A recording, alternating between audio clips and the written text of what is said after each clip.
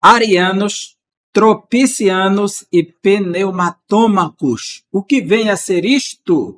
Você quer saber? Então fica aqui comigo neste canal. Eu sou o professor Givanildo Tavares e nesta microaula vamos estar tratando desses 3 temas que são de suma importância para a compreensão da definição da doutrina do Espírito Santo. Você sabia que os pais da igreja tiveram que batalhar no primeiro estágio para definir a doutrina do Filho, a cristologia, a divindade do Filho, e no segundo estágio da apologética tiveram que tratar a doutrina do Espírito Santo, ou seja, a pneumatologia. E quais foram os teólogos que atuaram neste momento desta batalha apologética em defesa da pessoa do Espírito Santo? É bem verdade que a Escritura define o Espírito Santo, primeiro, por sua personalidade, por ser uma pessoa. Segundo, por sua deidade, é um ser divino, é Deus. E terceiro, por seus atributos, ou seja, os atributos inerentes de Deus, como onisciência, onipotência, onipresença, eternidade, infinitude, santidade. E quarto, por suas obras, aquilo que ele pode fazer, pode realizar. Mesmo que a Escritura registre todos os aspectos da divindade, da essência atribuída ao Espírito Santo, que ele é Deus, não deixou de surgir quem questionasse se ele era um ser criado ou se ele era um ser criador. Então vamos conhecer estas doutrinas que desafiaram a divindade do Espírito Santo: arianos, tropicianos e pneumatômacos ou pneumatomacianos, como outros descrevem. O Espírito é uma criatura, o Espírito é um anjo, o Espírito foi criado pelo Filho. Cada um definia de uma maneira. No entanto, ninguém definiu o que a Bíblia diz acerca do Espírito Santo. Quem são eles e por que se levantaram contra o Espírito Santo? Então vamos saber. Primeiro, o arianismo. O arianismo que nós vamos estar vendo nesta aula é muito mais o semi-arianismo. Mas primeiro vamos definir o arianismo.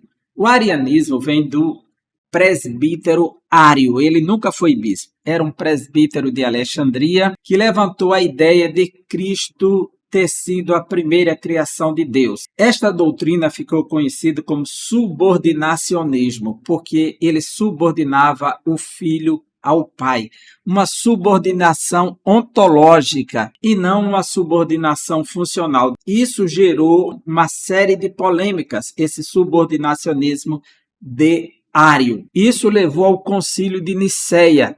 No Concílio de Nicéia, Ário não pôde participar porque ele era presbítero, somente os bispos. No entanto, lá estava um homem chamado Atanásio, que era diácono e era auxiliar do bispo de Alexandria, que era Alexandre. E lá no Concílio de Nicéia, a doutrina de Ário foi condenada como herética e ele foi exilado, o que levou Ário a fugir e se refugiar com seu amigo também da mesma doutrina ariana, Eusébio de Nicomédia. Em 328 veio a falecer Alexandre de Alexandria, que se opôs a Ário.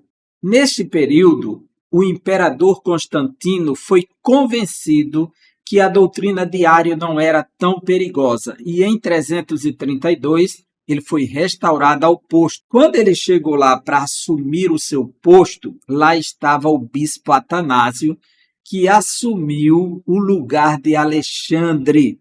Atanásio foi reconhecido como bispo e agora assumiu o lugar de Alexandre. Atanásio será o maior expoente da doutrina da cristologia, da fundamentação acerca da essência, da substância do ser, ou seja, da hipóstase, da união das pessoas e da essência indivisível. Atanásio, o grande expoente da cristologia, o grande defensor da doutrina de Cristo e da Trindade depois do Concílio de Nicéia. Em Nicéia ele esteve presente como auxiliar do bispo Alexandre, mas agora ele é bispo em Alexandria.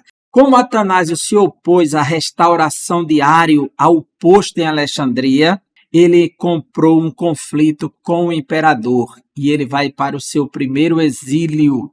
Atanásio vai viver 5 exílios por conta da sua crença, da sua firmeza na doutrina cristológica, na doutrina da Trindade. E ele vai batalhar por toda a sua vida contra a doutrina ariana. Vai viver sempre debaixo de perseguição, mas sempre reconhecido por sua oposição ao arianismo e à doutrina contrária às Escrituras. Ele será um baluarte da ortodoxia cristã e ele morre em 373.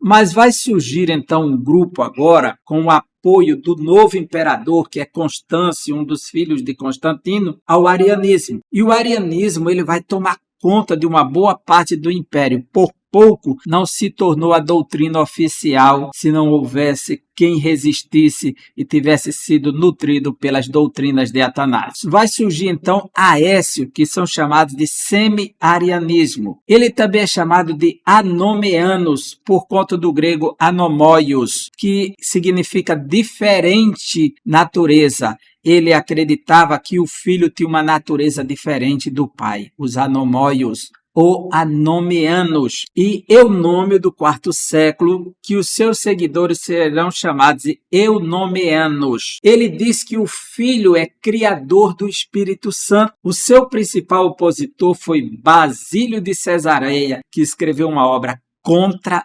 Eunômio. Basílio de Cesareia, esta Cesareia aqui não é a Cesareia da Palestina, a Cesareia marítima, a sudoeste de Israel, e a Cesareia ao norte do Mar da Galileia, que é Cesareia de Filipe. Todas estas cidades foram em homenagem ao imperador César, aí o nome Cesareia. Mas esta Cesareia do bispo Basílio é a Cesareia capital da Capadócia, totalmente diferente. Ele que foi influenciado pelo ensino de Atanásio, os famosos pais Capadócio. Basílio será o primeiro deles e o principal teólogo do Espírito Santo. E ele escreve contra Eunômio. Ele vai participar do Concílio de Constantinopla em 381 e ali será condenada a doutrina de Eunômio e de Aécio. Vai surgir os tropicianos, ou já haviam surgido antes, na realidade, na linha do tempo, que vem de tropos, figura, e aí vem figuras de linguagem, né? O Espírito Santo é um anjo. Isso aqui será combatido por Atanásio ainda em vida. Entre os exílios de Atanásio, um deles foi no Egito. E lá ele combateu esta doutrina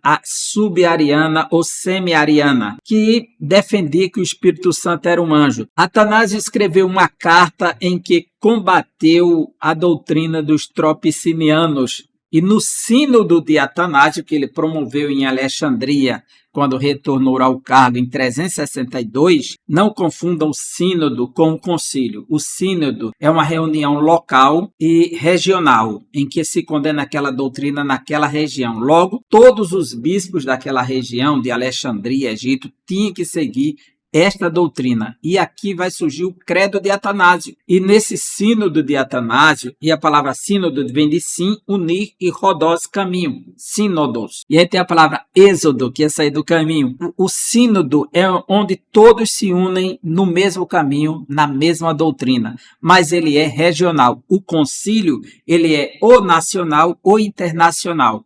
Por isso que falamos de concílios ecumênicos, aqueles que uniam tanto o Oriente quanto o Ocidente em favor de uma doutrina. Então, esse concílio seria universal. E no sínodo de Atanásio, os arianos foram condenados. E a cristologia foi estabelecida, pois Atanásio gastou toda uma vida para defender o Verbo divino, o Filho de Deus, a sã doutrina correta acerca do Pai, do Filho e do Espírito Santo. Como não estava muito clara ainda as doutrinas, ele, usando a ideia do Filho, ele defendeu também o Espírito, mas o foco da doutrina de Atanásio está na encarnação do Filho, que é plenamente humano e plenamente divino. Ele sempre defendeu essa questão das naturezas, a hipóstase e quanto da essência. Atanásio foi um grande apologista na doutrina da cristologia. Tudo o que sabemos hoje na teologia acerca da doutrina da cristologia e a verdadeira interpretação à luz das Escrituras, o pensamento correto vem de Atanásio. Pneumatomacianos, pneumatômacos ou pneumatomáquios. Você vai encontrar esse termo sempre grafado nos livros, ou de uma maneira ou de outras, mas o significado é o mesmo, pois ambos vêm do termo grego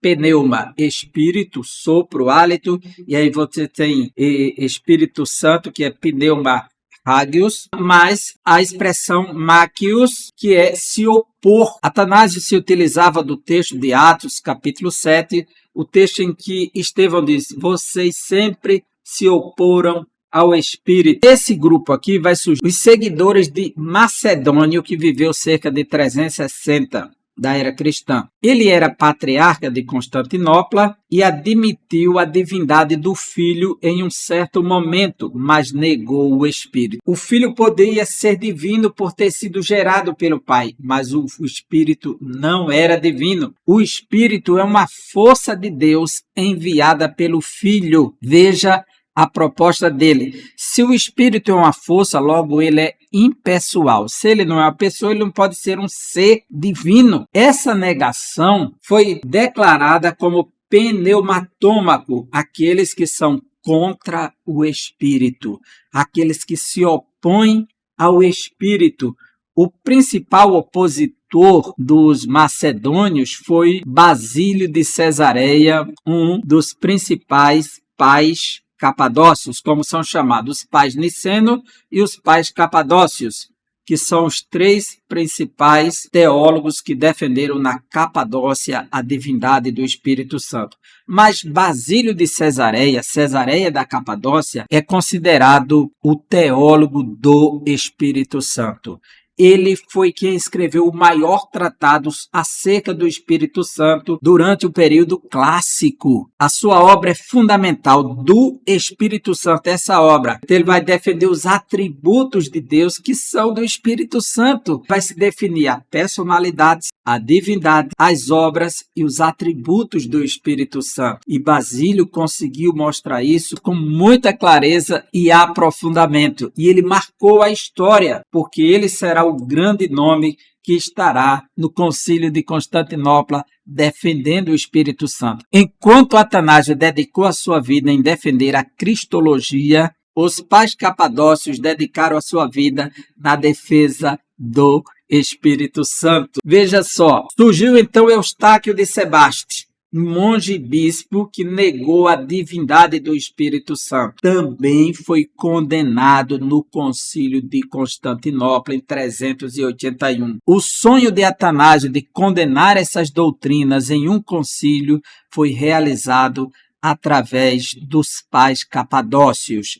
Quem são eles? Basílio, Gregório de Nazianzo e Gregório de Nissa, os três principais pais capadócios. E aqui vai a nossa conclusão desta microaula. A escola que estamos vendo, os arianos, os tropicianos e pneumatocianos. Entre os seus expoentes, o principal dos arianos, Eunômio, depois de Ário, que é um semi-ariano. Qual a sua doutrina? O Espírito é criação do Filho. Quem foram os seus opositores? Atanásio, quando estava com vida, e morreu em 373, e Basílio de Cesareia, que escreveu contra Eunômio. A sua condenação no Sínodo de Alexandria, ou seja, o Sínodo de Alexandria é o Sínodo de Atanásio, em 362. Não é um concílio. Aqui ele combate a doutrina semi-ariana. Ele não conseguiu condenar Eunômio, não confundir isso aqui. Eunômio será condenado no Concílio de Constantinopla. Os tropicianos, uma seita egípcia, não temos nome identificado na história, mas a doutrina porque Atanásio os combateu em suas cartas durante o exílio. A doutrina, o Espírito é um anjo, veja só, reduzir o Espírito Santo a um anjo. Os seus principais opositores, Teodósio I. Teodósio está citado aí como o imperador que comprou a briga. Quem reuniu o Concílio de Constantinopla foi o imperador Teodósio I, que era favorável à sã doutrina. A condenação desta doutrina dos tropicianos foi consumada no Concílio de Constantinopla, inicialmente no Sínodo de Alexandria, porque eles estavam no Egito. Os pneumatocianos, seu principal representante, Eustáquio de Sebaste e Macedônio. Qual a sua doutrina? O Espírito foi criado pelo Pai e pelo Filho, ele é uma força de Deus. Opositores, Basílio de Cesareia, Gregório Nazianzeno e Gregório de Nissa, são os três baluartes da Capadócia que defenderam a sã doutrina do Espírito Santo. Aonde que eles consumaram essa grande defesa? Concílio de Constantinopla 381, que é o segundo concílio ecumênico da Igreja, o Concílio Universal. Neste Concílio de Constantinopla foi combatido a doutrina ariana, a doutrina de Apolinário e a doutrina dos semi-arianos e a doutrina dos pneumatocianos, a doutrina dos tropicianos. Toda esta doutrina condenada e rejeitada no Concílio de Constantinopla. E aqui chegamos ao final de uma microaula. Espero que você tenha gostado, tirado proveito da mesma e esteja ampliando este conhecimento. Estou apenas molhando a ponta de seus dedos e distribuindo sementes. Se querendo aprofundar acerca deste tema, olha, esse dicionário vale a pena. Organizado por Rusto Gonçalves, Dicionário Ilustrado dos Intérpretes da Fé. Aqui tem uma biografia de cada um destes hereges e dos defensores da sã doutrina e a sua corrente de pensamento, as obras que publicaram, vai te ajudar bastante. São 20 séculos do pensamento cristão. Que Deus abençoe você. Te aguardo no próximo vídeo e espero o teu comentário aqui embaixo e a tua inscrição em nosso canal. Um grande abraço.